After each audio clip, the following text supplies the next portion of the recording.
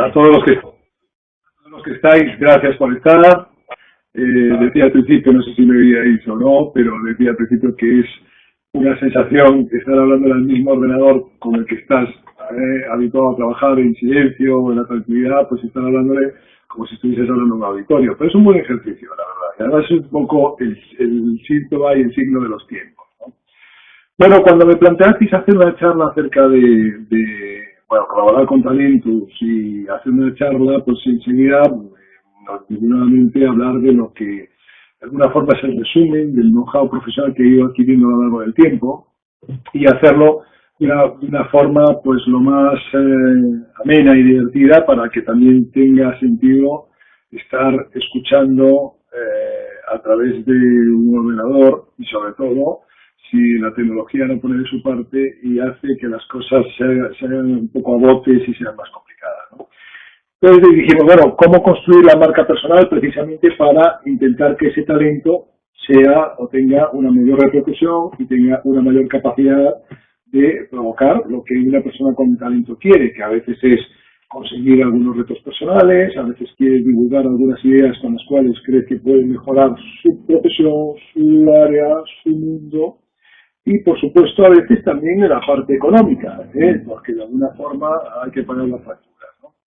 Nosotros empezamos planteándonos la utilización de esa herramienta que es la arquitectura, que no deja de ser una forma de planificación estratégica de todos, para todo tipo de productos, marcas, servicios e instituciones, aplicándolo también a lo que es la marca personal. Y aplicándolo a la marca personal, digamos, habría dos grandes grupos de marcas personales. Digamos, las marcas personales profesionales, por decirlo así, que serían gente que su marca personal se convierte en su único y principal activo, como puede ser un político, un presidente de una institución, tanto pública como privada, como con ánimo de lucro, como sin ánimo de lucro. Y por otro lado, marcas, digamos, menos profesionales o de que no puedan tener contratado para trabajar a gabinetes y a gabinetes técnicos que trabajen y que perfilen y que sirvan de orientación y de policía todo lo que se está haciendo alrededor de esa marca. Yo voy a poner ejemplos quizá en ambos casos y vamos a intentar que sea, por un lado, suficientemente pedagógico para que sirva para que os orientéis de los factores básicos que nosotros manejamos y después que sea aplicable desde una persona que intenta conseguir su primer trabajo hasta una persona que intenta conseguir que le voten millones de personas, hasta gente que quiera simplemente mejorar pues, su posición en una compañía o una institución.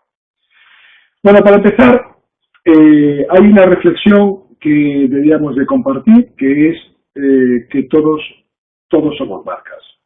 Bueno, esto, cuando yo escribí hace años un libro que se llamaba Target Manual de Instrucciones, y que era un librito que pretendía ser el primer libro de marketing que yo quería haber tenido, porque cuando empecé a trabajar en esto, como creativo publicitario y como consultor de marca, me encontraba con que una de las grandes dificultades era conectar toda la que es la parte de pensamiento estratégico con la parte de creación, la conexión causal entre cómo se comporta un consumidor y cómo crear una comunicación persuasiva que consiga que opine pues favorablemente sobre nosotros o similar a lo que le vamos a proponer o que actúe en la línea en la que le vamos a decir. Entonces, en esa reflexión se arrancaba con un divertimento que decía que, bueno, que de alguna forma todos tenemos algo pues, de electrodoméstico, de lavadora, todos tenemos algo de producto. Por lo tanto, todos somos marcas. Eso lo hice antes de que fuese el boom de Facebook. Hoy ya que todos somos una marca es casi una obviedad. Todos tenemos un perfil, todos tenemos una colección de fotos que constituyen nuestro catálogo de producto personal, todos tenemos y contamos nuestros valores, nuestras aficiones, de alguna manera nos publicitamos a través de las redes sociales y cada vez que cambia de empleo alguien nos manda una red como LinkedIn y nos dice felicita a Pepito que le ha ido bien y ha encontrado un trabajo nuevo o ha promocionado, etcétera, etcétera. Hoy el hecho de la marca personal ya se ha sacralizado. Y hoy es una marca personal desde un adolescente que quiere tener un predicamento, un círculo de amigos, hasta un Obama que pasa por ser el hombre más poderoso del planeta y espero que Putin piense lo mismo, ¿no? Vamos a ver, dentro de todos somos marcas, y todos somos marcas porque de alguna forma ese mecanismo que utilizamos a la hora de generar actitudes y opiniones acerca de lo que conocemos es un mecanismo innato y natural. Fijaos, otra cura de humildad que tuve hace años fue cuando, empezando a trabajar para lo que llaman marketing de marca país, que no se trata de otra cosa que a priori utilizar las herramientas de persuasión comercial o de marketing al favor de lo que es los productos como estados, ciudades, países, zonas, etcétera, etcétera. Entonces nos parecía muy moderno, ¿no? La gente que trabajamos a veces en este tipo de negocio tenemos esos ataques de soberbia. Y digo ataques de soberbia porque creemos que estamos descubriendo América. Y resulta que, profundizando un poco, te llegas a hacer la pregunta ¿qué es exactamente una marca? Y una marca es fundamentalmente una idea sustentado en una realidad física de una u otra manera, con unas señas de identidad visuales, algo que perceptible, y que engloban una serie de valores, una serie de elementos que provocan una opinión u otra. Y eso es exactamente lo que es un Estado. De hecho, si te metes en el diccionario de la Real Academia, buscas marca y una de las acepciones es la marca como una delimitación geográfica, la marca como provincia o la marca como elemento geográfico determinado. Claro, ¿qué es sino una bandera? ¿Qué es sino un escudo? ¿Qué es sino un himno más que un jingle? ¿Qué es sino los elementos iconográficos que rodean pues un concepto de Estado, pues un nombre de un país? Pues exactamente es eso, una marca, ¿no? Por lo tanto, si todos somos marca, todos debemos de tener un mínimo de instrucción para empezar a gestionar la única que no vamos a poder delegar y no vamos a poder renunciar a gestionar nunca, que es la propia, ¿no? Y el primer elemento que deberíamos tener en cuenta es qué es lo que consumen las marcas. No sé si veis la transparencia de esta intervención que hacemos con todo el respeto de los frescos de la Capilla Sixtina, en donde pues vemos esa creación y vemos esa desproporcionada cabeza y esos desproporcionados pies, porque realmente la marca lo que consume son fundamentalmente cabeza y pies. Cabeza en el sentido de la marca es un consumidor de talento, de energía, siempre de valores, siempre de ideas, pero fundamentalmente la marca se soporta en unas bases sólidas. Por eso el título de la ponencia. Lo primero, para gestionar adecuadamente cualquier marca, es empezar por los cimientos.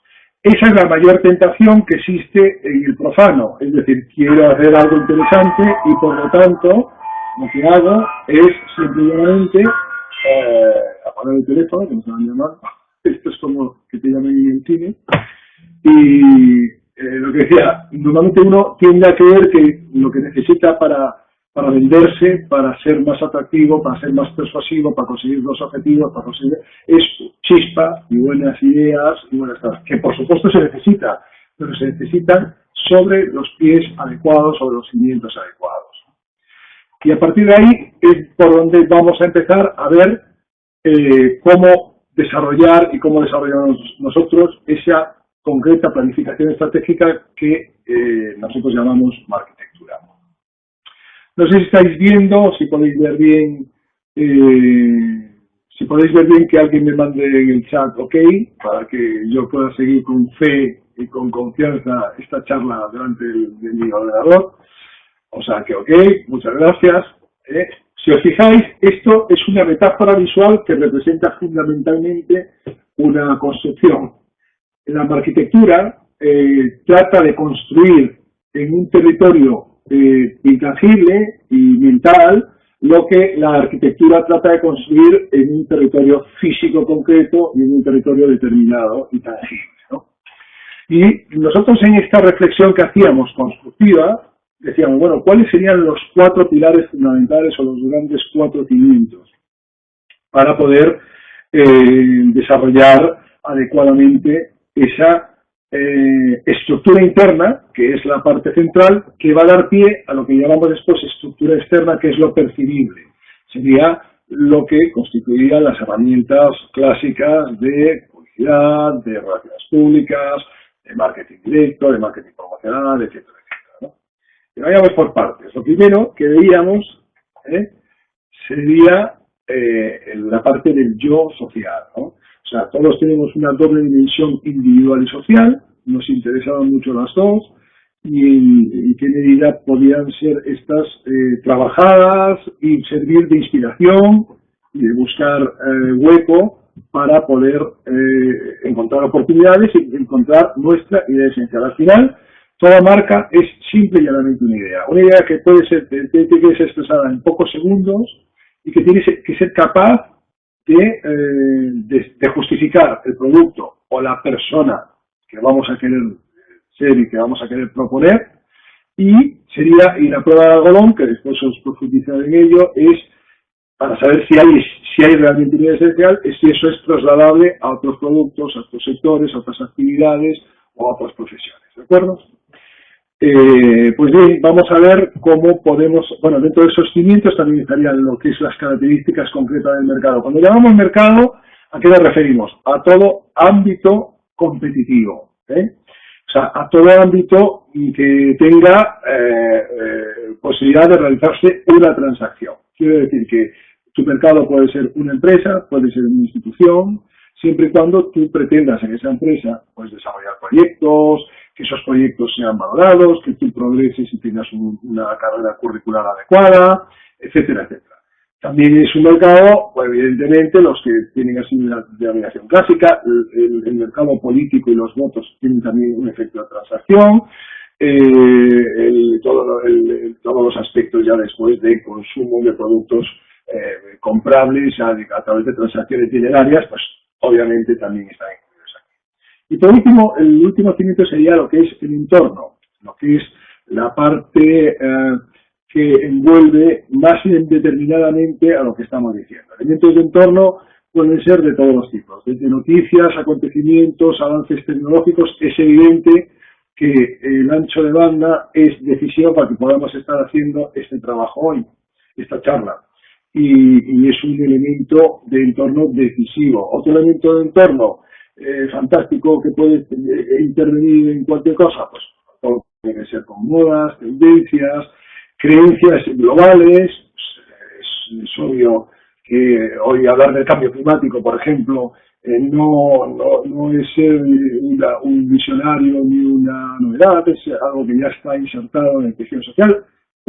La mayoría para confirmarlo, unos pocos para cuestionarse si realmente estamos contribuyendo al cambio, pero bueno, es algo que ya está insertado, etcétera, etcétera. Dentro del entorno encontraríamos también elementos como pues corrientes musicales, corrientes cinematográficas, elementos artísticos, etcétera, etcétera. ¿Vale? Hay que darse cuenta, imaginaos qué fascinante debió de ser cuando ahora vivimos una época que creemos que se producen grandes cambios porque hay Facebook y Twitter y todo esto, y yo siempre digo, hay dos momentos para mí extraordinariamente fascinantes en la historia de la humanidad a la hora de cambios, el famoso cambio copernicano. Imaginamos una época en la que de repente, de creer todo el mundo que la Tierra era plana, que era el centro del universo, que resulta que la Luna estaba hecha de éter y había un material supralunar e infralunar, bueno, todas estas condiciones que tenían la concepción del mundo de Ptolomeo y que Aristóteles dio por buenas y desarrolló, y de repente demuestran que no es así. Yo siempre comento que eso equivaldría a lo que es que hoy nos dijesen que la Tierra no es redonda, que el Sol no está en el centro del sistema solar y que realmente el universo está compuesto de una especie de plastilina semisólida. Claro, todo esto nos parecería totalmente increíble. Pues esto es realmente lo que debió de parecer en aquel momento, para que nos demos cuenta esos saltos o esos cambios de entorno brutales que ha sufrido la humanidad a lo largo del tiempo. Ya no digo los albores de la comunicación, donde resulta el impacto terrible que tuvo en el mundo de la cultura y el de la preservación de las ideas, la imprenta, ¿no? Pero bueno, volvamos a los cimientos y volvamos al entorno. Yo, como estoy charlando con amigos y estoy hablando como si estuviésemos en una tertulia, me voy a extender en aquellas cosas que me parecen pues, que son pues, interesantes o cachondas y que realmente nos puedan hacer más amena toda la charla, ¿no? Entorno. A partir de ahí, si os fijáis, el primer elemento es un gran elemento base, que sería el elemento por el que apostamos para construir la estructura interna. De ese elemento base saldrían como consecuencias los beneficios para el que va a realizar la transacción, racionalmente y emocionalmente, y después iremos poniendo algunos ejemplos de cómo se desarrollan eso. Hay hechos de marca, razones para creer y razones porque justifiquen lo que estamos afirmando, las reason why, unos valores que están asociados a todo esto, y después de todo esto, esa coctelera la agitamos, la tamizamos y creamos ese idea esencial. Para poneros un ejemplo, vamos a ir desarrollando cimiento a cimiento y vamos a ir poniendo ejemplos, por ejemplo, del mundo del consumo y del mundo de la marca personal. Si os parece, ¿vale? Bien, el yo social. ¿Cuáles son las herramientas que utilizamos y que de alguna forma son decisivas a la hora de ver la dimensión social del producto persona, del producto individual? El primero que hacemos es el test de precio. Imaginaos como personas que decimos, vale, yo quiero desarrollarme profesionalmente, lo primero que tenemos que saber es cuánto pagarían realmente por nosotros, por la pericia que tenemos. Siempre un margen, ¿no? Esto nos sitúa inmediatamente en qué liga estamos jugando y qué es el esfuerzo que tenemos que hacer y cuál es la propuesta que tenemos que hacer. Es decisivo. Es un ejercicio muy útil a la hora de decir, bueno, yo qué es lo que pretendo. Si realmente pretendes pocas cosas, con pocas cosas son suficientes, ¿no?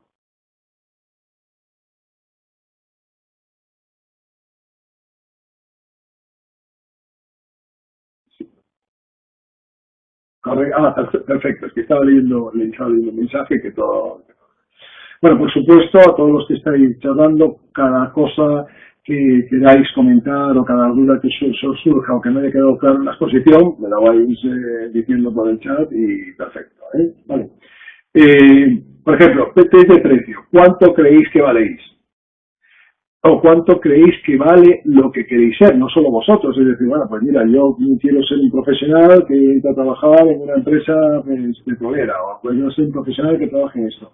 ¿En qué rango estamos jugando? O quiero ser simplemente un profesional liberal que tenga clientes y sea valorado. Eso es el primer elemento. A nivel de productos de consumo, se sitúa el test es cuánto creen que valgo y cuánto el precio pido. Eso te da un diferencial entre la expectativa de precio que tienen y la experiencia de precio que se va a encontrar, y te da una dificultad y te da una información inmediata. Fijaos que estamos valorando el precio como un elemento comunicacional, no como un elemento de una variable de marketing. Eso simplemente lo que quiere decir a nivel de esto, los que nos gusta el mundo de los caballos y todo esto, hay un dicho que es que cuánto cuesta un caballo y es lo que dan por él, exactamente igual. La verdad es que es lo mismo que una acción de una compañía, ¿no? O lo mismo que cualquier cosa que esté sujeta a las leyes del mercado. Después lo que hacemos es el test de vínculo, es decir, cuánta vinculación produce una marca. En el caso de las personas, depende del rango y pues, por ejemplo, para un político el nivel de vínculo es altísimo, tanto en positivo como en negativo, y a partir de ahí también nos iremos colocando en función de lo que queramos hacer. Si os preguntase cuál es el vínculo que vuestra marca personal cree que la gente que puede consumirla, potenciales jefes, potenciales clientes, potenciales colaboradores, puede ver sobre vosotros qué vínculo tendría a nivel de decir, bueno, pues poco, nada, mi vínculo se limita a la mera utilidad, voy más allá, tengo unos elementos que me creo lo que dicen, me apetece escucharlo, me apetece hablarlo. Esto es muy evidente a la hora de ver cómo lo hacemos, por ejemplo, en Twitter, cuando seguimos o no a una persona o a otra. Pues normalmente es porque tenemos un vínculo y nos apetece escuchar cosas que dice esa persona o esa institución, ¿no? Y pues el análisis de los hábitos, las motivaciones, que es el clásico análisis de qué hace, cómo lo hace, cuándo lo hace y por qué lo hace, ¿vale? A nivel de el yo social, para nosotros es decisivo lo que llamamos energías sociales. Por ejemplo, el TED que comentaba antes Álvaro es un enorme ejemplo de lo que son energías sociales asociadas, propuestas concretas a energías sociales concretas, ¿no? Energías sociales, pues todos sabemos que todos soñamos o pensamos que el mundo debe de cambiar de una forma decisiva en muchas cosas. A lo mejor no estamos de acuerdo con las recetas, a lo mejor no estamos de acuerdo con hacia dónde, pero sí creemos que estamos en una encrucijada de cosas, de incertidumbres que sería interesante que se cambiasen y que construir, y construir nuevos caminos, ¿no? Detectar esas energías sociales va a ser muy importante. Por ejemplo, una persona que quiere ser contratada en una compañía y opta por un puesto de administrativo. Bueno, pues esta persona es evidente que depende de la compañía que entre, si muestra unas preferencias por un tipo de problemáticas o un tipo de compromisos sociales, pues tendrá más o menos capacidad y más repercusión, más capacidad de que su propuesta o su marca se sobreponga o compita con otras por las que están compitiendo por el mismo puesto, ¿no? En cuanto al yo psicológico, ¿qué queremos decir con yo psicológico? Es la parte más íntima, está fundamentada sustancialmente en dos grandes elementos, ¿no?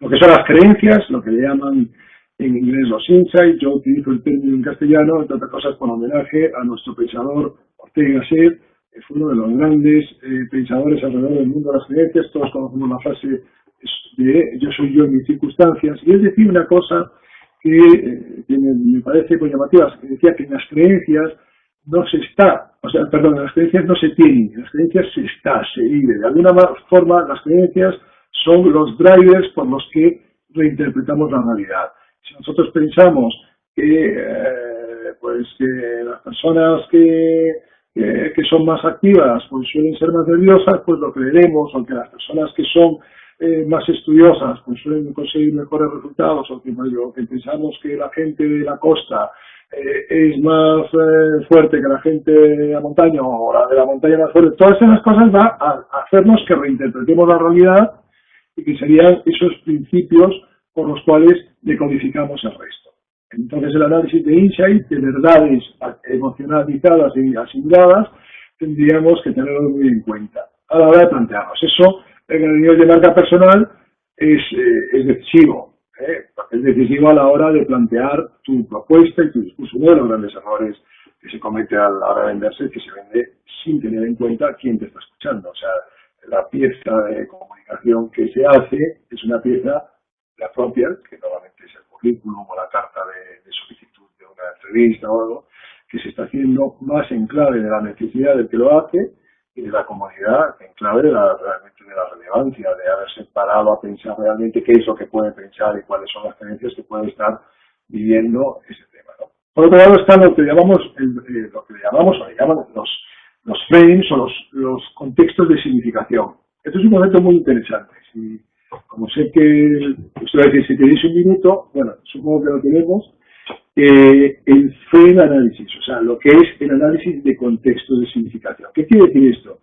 Esto es como aquello de las cerezas, ¿no? Cuando tiras de una, normalmente no sale solo una del frutero, suelen venir varias enganchadas, ¿no?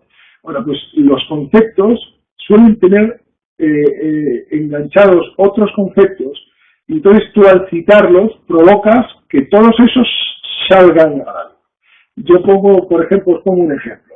Para la gente que no es futbolera, cuando le nombras la palabra fútbol, pues para alguno vendrá pues aburrido, para otro vendrá tópico, para otro vendrá domingos en los que no veías a tu madre, a otros vendrá que tu pareja desaparece, a otros vendrá pues gente gritando, a otros vendrá pues solo con decir, cuando digo, si yo quiero hablarle de aburrimiento los domingos a alguien, solo tengo que decir fútbol, a alguien que piense que tenga esas creencias, ¿no?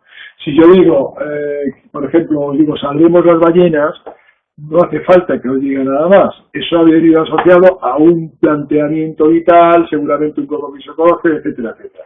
Bueno, sin ser tan claros, hay montañas de frames.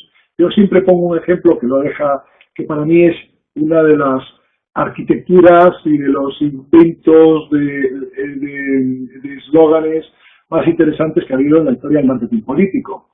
Si os acordáis, vosotros conoceréis el concepto tolerancia cero. Tolerancia cero fue un concepto creado cuando Giuliani intentaba ser, y consiguió al final, alcalde de Nueva York. Una de las partes de su programa era limpiar las calles y de alguna forma sacar a todos los homeless, a los vagabundos, etcétera, etcétera. Y ¿cómo lo planteaba? Si alguien decía, voy a limpiar las calles de vagabundos, sobre todo viniendo de la boca de un republicano, pues parecía un discurso casi neofascista, ¿no? Y un discurso muy poco, activaba todos los rechazos que todas las personas que tenían asociadas ese tipo de planteamientos, es decir, vamos a ser intolerantes con los homeless. Bueno, pues eso activaba, y la palabra intolerancia activaba una enorme cantidad de energías negativas. ¿Por qué? Porque tenía una serie de intolerancia, ese racismo venía con otras cosas, como el que es intolerante es al final negativo para la sociedad, recorta las libertades, empieza a poner estudiar tantas cosas. Entonces construyeron el concepto tolerante en grado cero, que es un sinónimo, pero la palabra tolerancia activa una serie de frutas asociadas, de conceptos asociados que permitía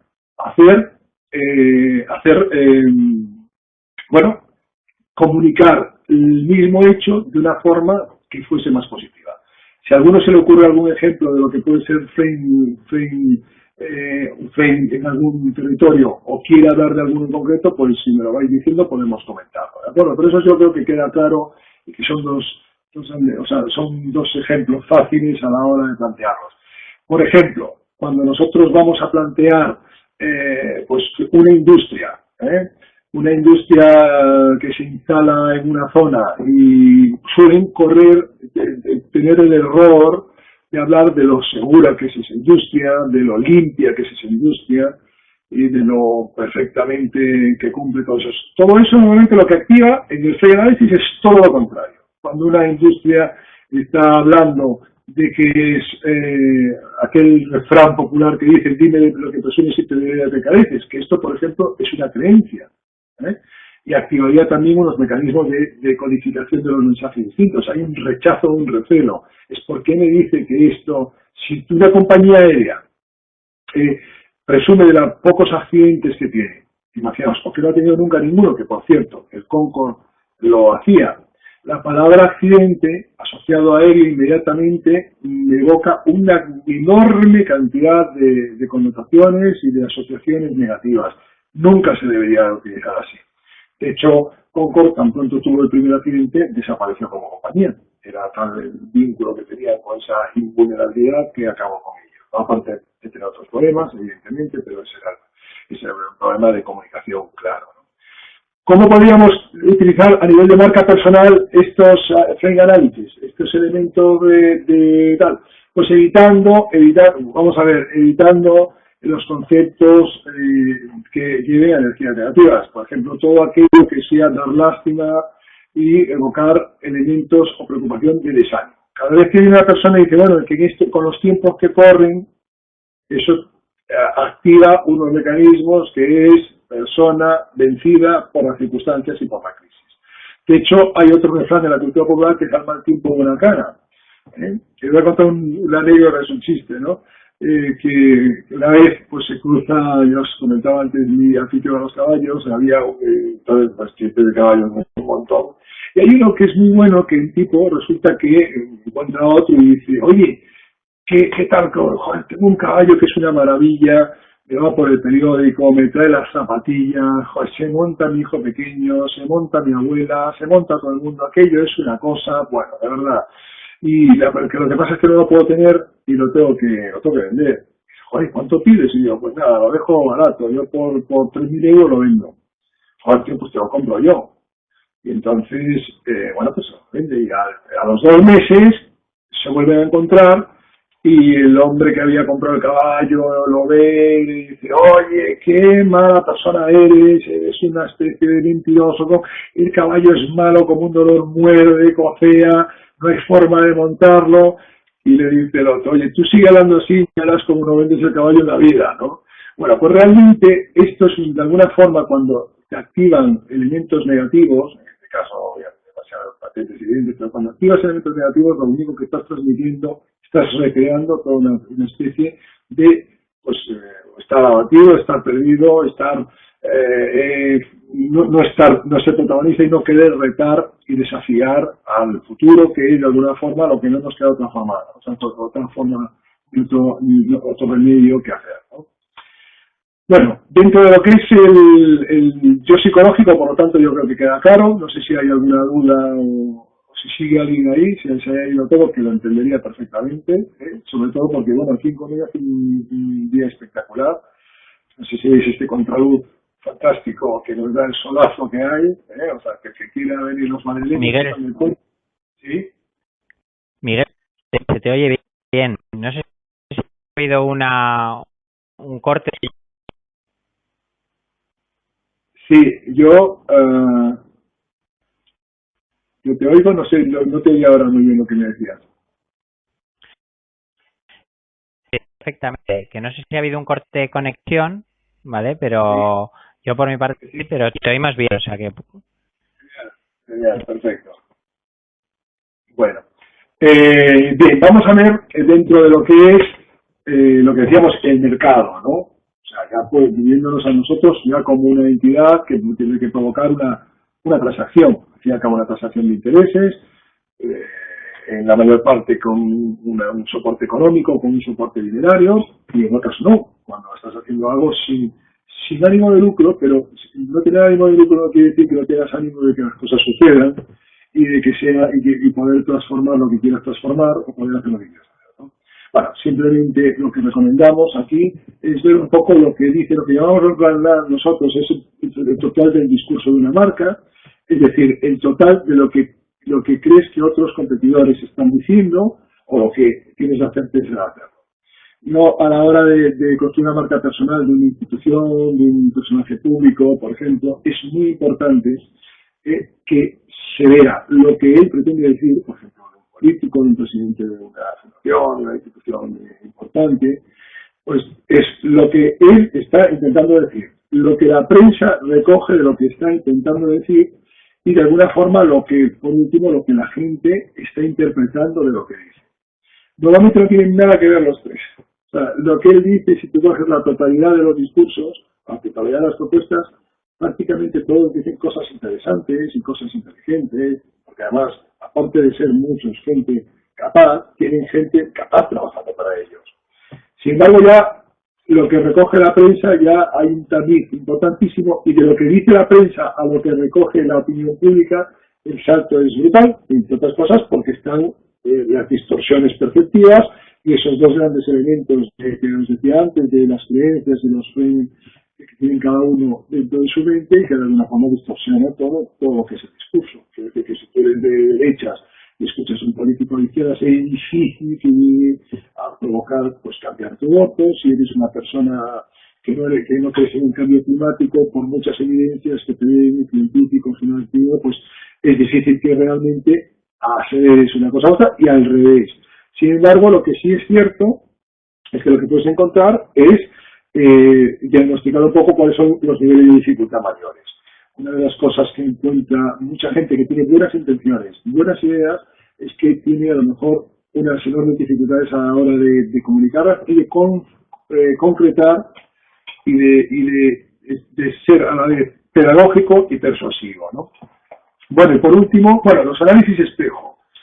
Yo decía que todos tenemos algo de lavadora, de electrodoméstico, tenemos todos algo de Fairy o de servicio, de lo que queráis, del producto que queráis. Pero cuando hablamos de un análisis espejo es, primero, si yo fuese otra cosa, cómo sería y cómo sería la jugada o qué está pasando, cómo están haciendo en otros territorios y tal. Por ejemplo, es muy importante que cómo están evolucionando los discursos dentro del mundo del deporte. Yo creo que, por ejemplo, uno de los clichés más importantes es el apasionamiento por lo que haces. A nivel de la hora de los discursos, cuando escucháis las declaraciones de un músico, de un deportista, de un líder de una empresa, de un líder político, siempre habla de lo fascinante que le resultan los retos, lo estimulante que le resulta pues todo lo que es una lucha, la pelea, todo eso, porque eso todo viene un poco del mundo deportivo. O sea, realmente se fue contagiando el mundo del reto y del desafío, del challenge que tal, pues han ido construyendo una forma de comunicar y una forma de decir. Entonces se ha ido impregnando. Nadie se imaginaba a los políticos de medio siglo ingleses o españoles o franceses diciendo cosas como lo diría un jugador de rugby americano, como diría un jugador. Sin embargo, esto ha sucedido y de alguna manera esto pues ha sucedido porque miraban en otro tipo de mercados, en otro tipo de territorios.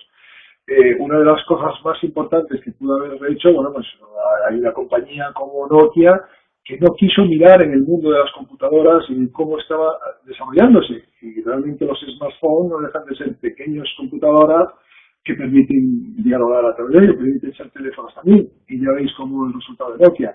No hizo un análisis de otros sectores y cómo evolucionaban otros sectores. Y en realidad el hecho del teléfono era uno de los pequeños usos marginales que puede tener lo que hoy llamamos smartphones o tabletas, etc. Vale. Y vamos con otro de los cimientos, que es el entorno, que ya comenté antes, y no creo que necesitemos más aclaraciones, porque son cosas que suceden. El entorno es tan amplio como lo que queramos hacer. El entorno permite que puedas hablar de, ahora pues por ejemplo, el otro día veía como Whitman puede servir para vender tabletas, y como cualquier cosa, oye, estamos en un momento que te resurge la poesía, ¿no? Es una cosa, esas cosas buenas que tienen a veces las crisis, que es que resulta que la lírica empieza a tener sentido en un mundo cada vez más prosaico y que se harta de ser prosaico y que de alguna forma, pues bueno, pues esa lírica, esa sensibilidad mostrada en las piezas, tanto comerciales como no, pues es cada vez mayor y creciente. Claro, hablar en otros momentos de ese tipo de planteamientos, pues a lo mejor hubiese resultado pues cursi o chocante o incluso contraproducente. El contexto, esas megatendencias provocan que las cosas pues tengan otro sabor y otros significados. Vamos a ver cuál sería el siguiente. Bueno, aquí esto ya lo he comentado todo. Vamos a ver dentro de lo que es el yo social, una herramienta fundamental que quiero profundizar un poquito más con ella, ¿no? Que son, y esto es algo elaborado por nosotros de dos formas, haciendo por un lado un análisis de por qué las grandes marcas, tanto personales como de productos de consumo, tenían un nivel, esa capacidad de vinculación, lo que nosotros denominamos la resistencia a ser sustituidos. Todos los productos son sustituibles, todos somos sustituibles, lo que pasa es que unos más que otros. Y la pregunta que nos hacíamos era, ¿cuáles son los factores? ¿Por qué eso es así? Y encontramos que 5 eran los factores básicos, por supuesto, aparte del conocimiento. El conocimiento es la existencia, ¿no? Lo que no se conoce, no podemos decir que no exista, pero realmente socialmente, desde el punto de vista social, sí que no existe, ¿no? Hay otra anécdota que decía Berkeley, el filósofo, que si un árbol no es percibido por nadie, podríamos decir que existe. Claro, realmente es una pregunta bastante peliaguda, porque si nadie lo percibe, nadie puede saber si está allí o no. Y por lo tanto nos plantea un dilema bastante interesante. Como curiosidad os digo que Berkeley contestaba que sí, porque era un clérigo y decía que Dios percibe permanentemente todo lo que hay en el universo. Y creo que esa era la justificación que le dio ante esa pregunta para que no lo excomulgase, pero realmente pues él cerraba el círculo de esa forma. Pero es indemostrable, ¿no? Veo que alguien dice que se fue la conexión. No sé si me estáis oyendo o no, en general. Lo digo por si Javier Miranda dice, se fue la conexión. Y estaba con el Dignity Audi, que es muy interesante. Ahora me dicen que se me escucha bien. Por aquí no se perdió, sin problemas. Perfecto, pues muchas gracias. El Dignity Audi es Dignity es un concepto que creamos porque dividíamos, digamos, el mundo en precio y dignidad, entre lo que es algo que va más allá, el valor que es capaz de ser valorado en precio y el valor que es necesario valorarlo en sí mismo, o que va más allá del precio, ¿no? Decía Antonio Machado, lo de solo el necio confunde valor y precio, ¿no?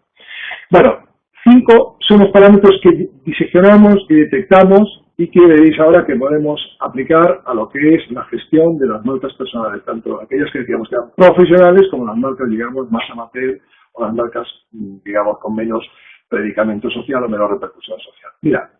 Mirad, los 5 parámetros son los siguientes: idoneidad, unicidad, respeto, simpatía y sintonía. Vamos a ir uno por uno desarrollándolos. Lo que sí os avanzo es que todo lo que tenga que ver con cada uno de estos factores y con una puntuación alta en estos factores provocan marcas de alta resistencia a la sustitución. La primera es la idoneidad. La idoneidad son los atributos buscados por alguien y los atributos ofrecidos. Es de alguna forma esa conexión entre lo que la gente busca y lo que el producto, servicio o la persona ofrece.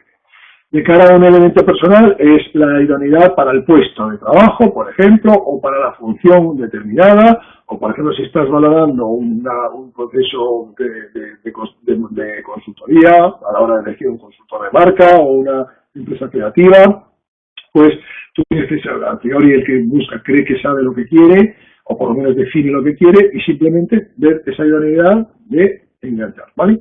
Ese es el primer elemento y nos va a dar pie a una relación fundamentalmente de utilidad. Es decir, mira, tiene lo que busco y está dentro de los parámetros que necesito, perfecto, ¿vale?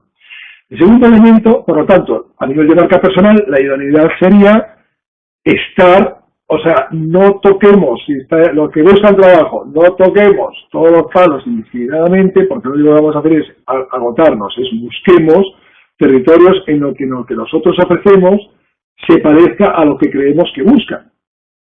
El hecho de buscar no significa nada, por ejemplo, para alguien que busca, el hecho de buscar lo único que significa es como el hecho de intentar vender. Pues eso significa simplemente que lo que quieres es que suceda eso.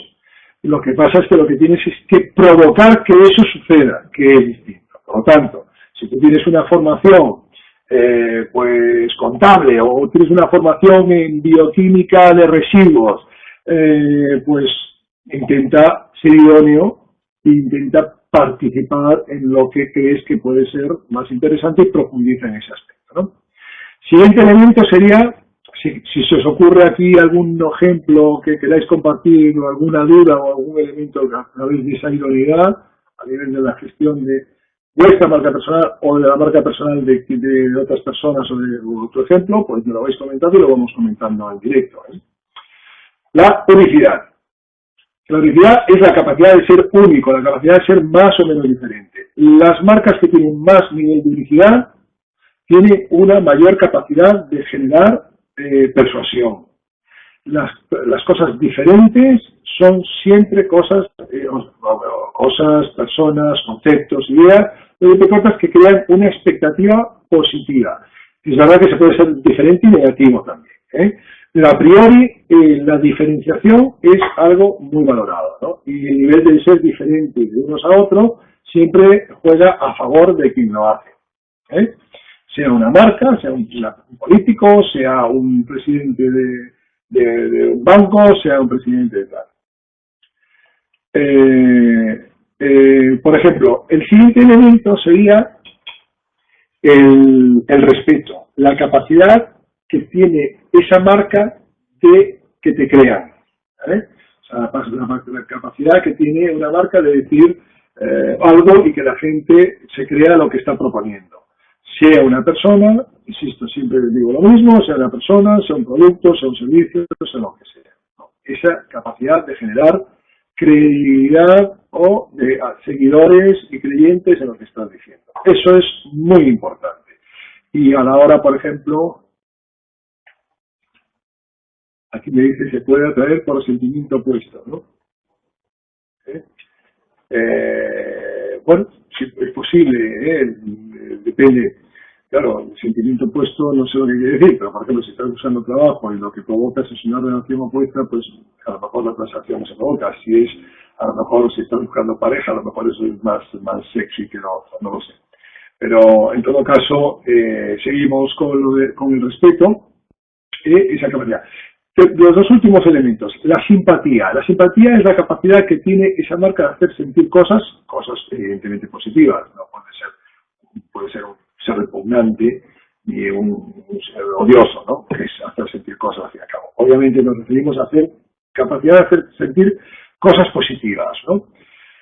Y por último tenemos la sintonía. O sea, una persona simpática no es una persona simpática en esta acepción, no es una persona simpática graciosa en el sentido coloquial. Estamos hablando de que hay una persona que puede hacerte sentir una sensación de profundidad, una sensación de... Hay una artista, y ahora no me sale el nombre, que es una... Si alguien lo recuerda, que es una artista que hace performance, tiene un nombre yugoslavo, y bueno, se expone ella, la artista es la obra de arte y se expone ella en las salas de arte y lo único que hace es sentarse y permitir que se siente el espectador delante de ella y mirarse. Es un ejemplo paradigmático de lo que es la capacidad de hacer sentir cosas positivas y realmente es un fenómeno social. No sé si alguien recuerda el nombre, no lo recuerdo. Sé que es yugoslava, Abramovic, María Abramovic.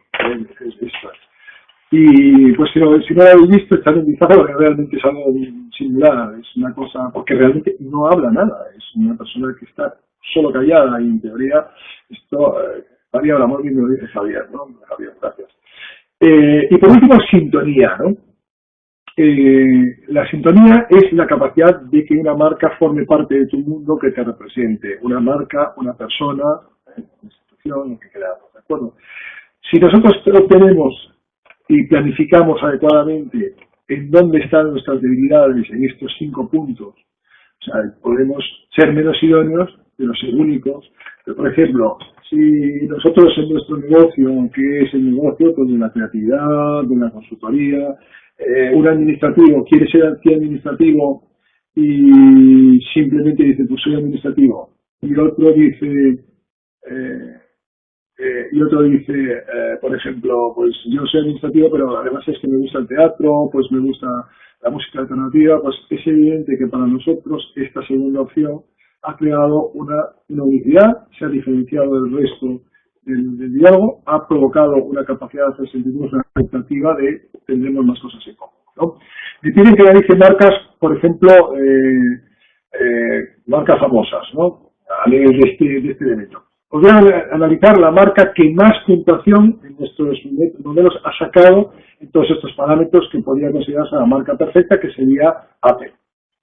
Apple ha conseguido unos niveles de idoneidad espectaculares, es más espectaculares en el sentido que siempre incluso ha ido por delante dando más de lo que la gente requería en cada uno de los momentos de requerimiento tecnológico, ¿no? Por ejemplo, a nivel de unicidad, apostó en contra de todo el mercado por hacer las cosas de una manera diferente, en aquel momento además una manera diferente y más agradable visualmente.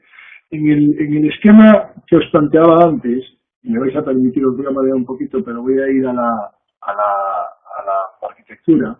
Si nosotros estuviésemos trabajando con Apple, que hicimos el ejercicio de cuál sería la idea esencial de Apple, ¿no? Y decíamos, la idea esencial de Apple realmente sería esa experiencia gratificante. Fijaos lo que estoy diciendo, una experiencia especialmente gratificante. Si yo digo, vamos a lanzar una lavadora Apple, ¿a que sois capaces de imaginarlo? ¿Cómo sería? ¿Cómo os lo imagináis? A ver, decidme algo, esa lavadora Apple. Dedicad unos segundos a que la veis. Pues sería planita, sería fácil de utilizar, sería chula y que casi la tendrías en el salón. Sería muy fácil de manejar y además haría las cosas de una forma bastante eficiente. Es que Apple podría tener un banco o Apple podría tener un salón de belleza. Y nos imaginamos cómo sería, porque tendríamos una experiencia distinta, ¿no? Como una manzana, me dicen por aquí, sin mando, solo con el pensamiento, ¿no? Sería perfecto que incluso se metiese la ropa directamente, ¿no? No estaría mal. La esperaremos. Por ejemplo, cuando una persona dice qué es lo que tiene como esencia, ¿no? Pues una vez que tú determinas tu esencia de marca, la puedes extrapolar a un montón de mercados, a un montón de cosas. Si tu esencia de marca nunca son tus estudios ni tu preparación concreta, es la energía, esos elementos que tú has planificado en basar tus virtudes o tus potencialidades y que de alguna forma están organizadas también por tus valores, ¿no? Después, ¿cómo sería esta arquitectura? para Coca-Cola, antes de volver a los 5 elementos. Bueno, pues Coca-Cola fundamentalmente, y Coca-Cola es muy explícita, lo que vende son buenos momentos. Le dice Fernando, pero Apple ha tardado muchos años. Bueno, depende de lo que consideres tardado. Realmente Apple cuando hablaba, cuando empezaba a sus primeros pasos, le iba bien y siempre crecía y siempre ganaba dinero y siempre tal. Lo que pasa es que, claro, era un microbio al lado de lo que era IBM, ¿no? Pero siempre tuvo un mercado extraordinariamente fiel. Dentro de su mercado, lo que tenía, yo me considero uno de ellos, lo que tenía era apóstoles. Realmente lo que nos dedicábamos todos era hacer proselitismo de Apple, ¿no? Volvemos a Coca-Cola. Coca-Cola, la idea esencial es esos buenos momentos, que han verbalizado de diferentes formas, desde chispas de la vida hasta felicidad, pero realmente lo que te venden son buenas sensaciones, buena vibración, buenos momentos, ¿no? A partir de ahí, el resto, lo que es la bebida, es una anécdota, ¿no? O sea, Coca-Cola podría hacer, y de hecho hace otras cosas. Si fuese un equipo de fútbol, tendría que ser un equipo que te diese muchas alegrías. Si fuese un viaje o un parque de atracciones, tendría que ser algo determinado. O sea, siempre con un concepto, pues, del grupo, de la camaradería, de la amistad y de tal. Dice aquí Red Bull. La idea esencial de Red Bull, fijaos, Red Bull es un ejemplo perfecto. Porque Red Bull lo que no deja de ser un estimulante. Punto. Sin embargo, Red Bull acierta de una forma espectacular cuando se asocia a lo que es una mayor performance, un mayor rendimiento. Se asocia a deportes extremos, se asocia a retos, a desafíos, y es como esa capacidad que te da ese plus para poder hacer cosas. Dudo que eso sea físicamente real. A mí, por ejemplo, particularmente si me dicen esa cantidad de cafeína, pues me daría algo.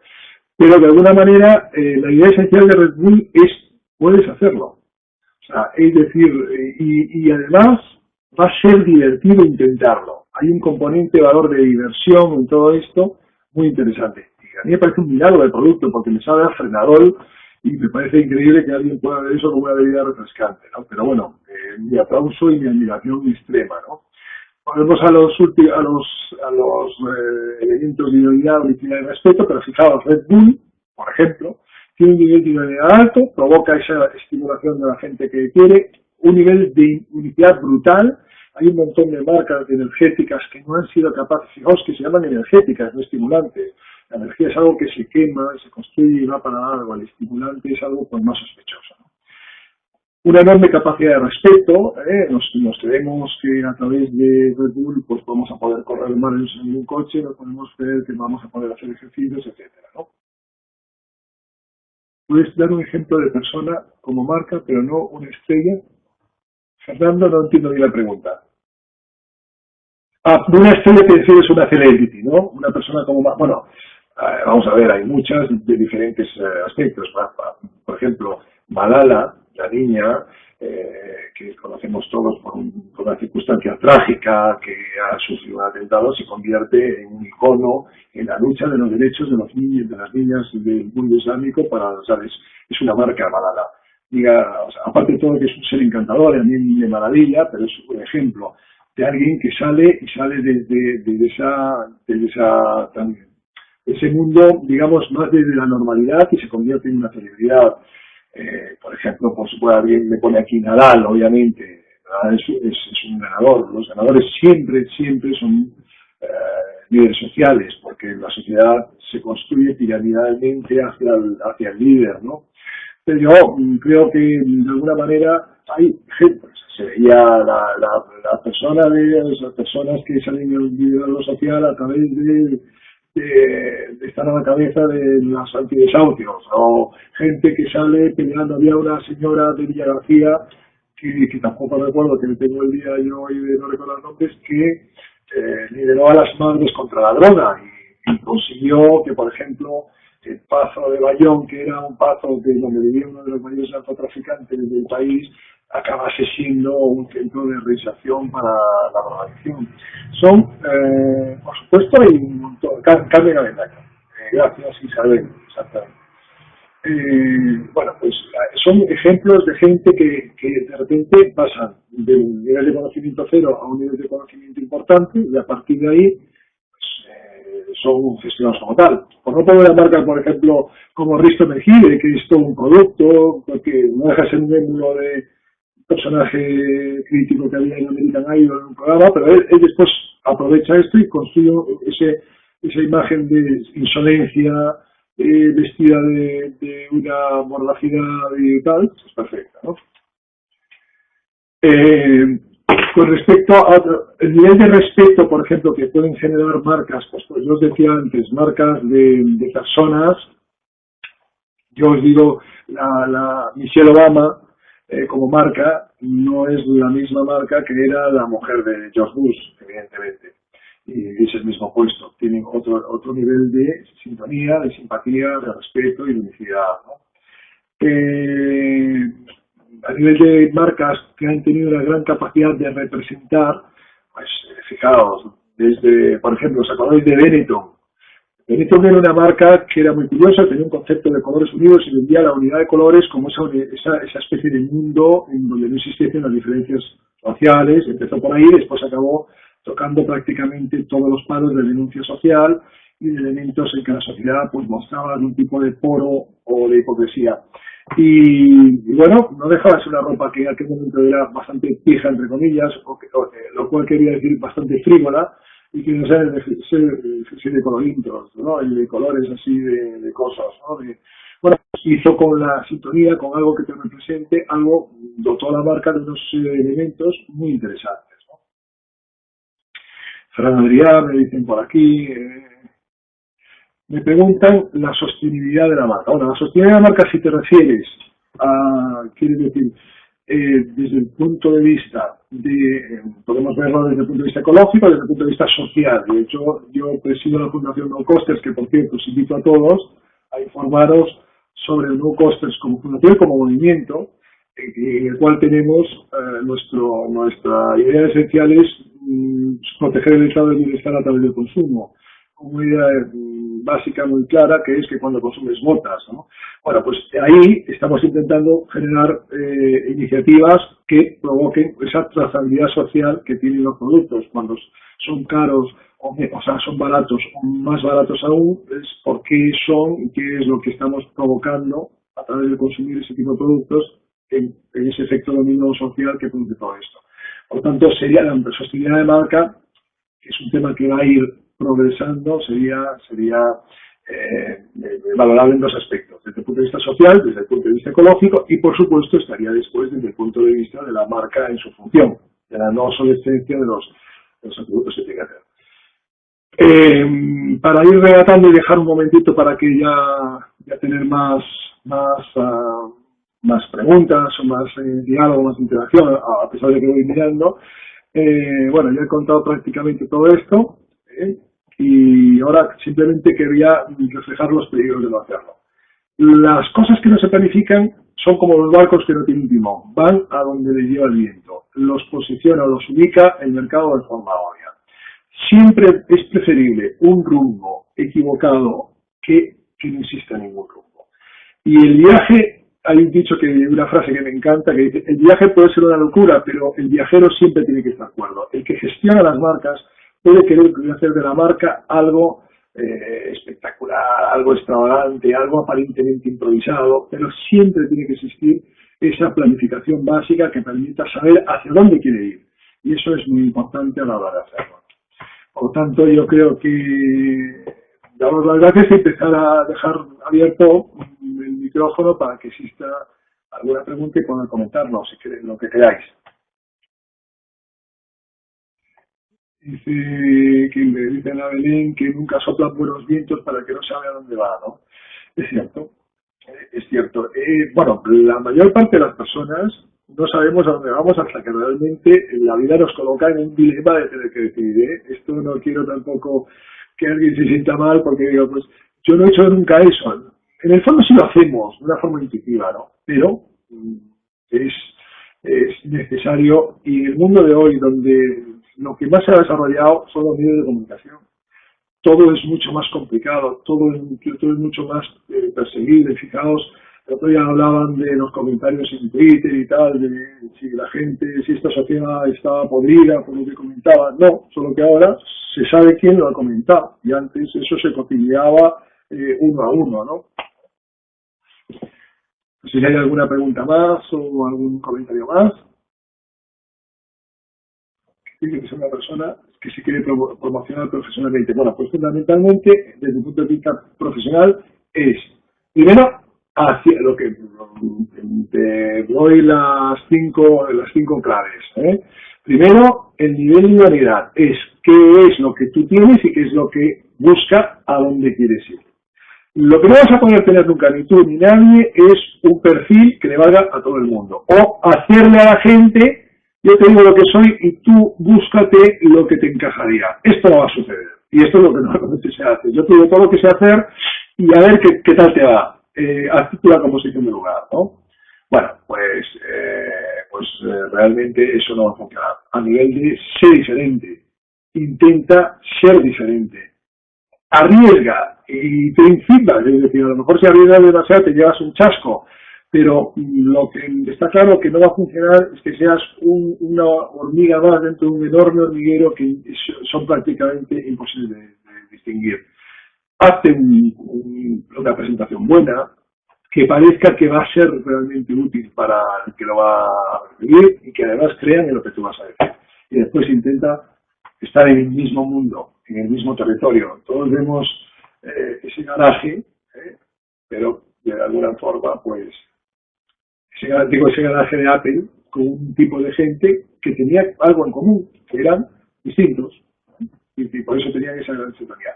Me pide si puedo comentar algo de bibliografía. Bueno, este método es fundamentalmente nuestro. Está en nuestra página web y tal. A nivel de planificación estratégica hay un montón de manuales, un montón de ejemplos. Pero realmente esto de lo que he hablado hoy es una metodología diseñada por nosotros y para nuestros clientes y para el que tenga la paciencia de escucharnos.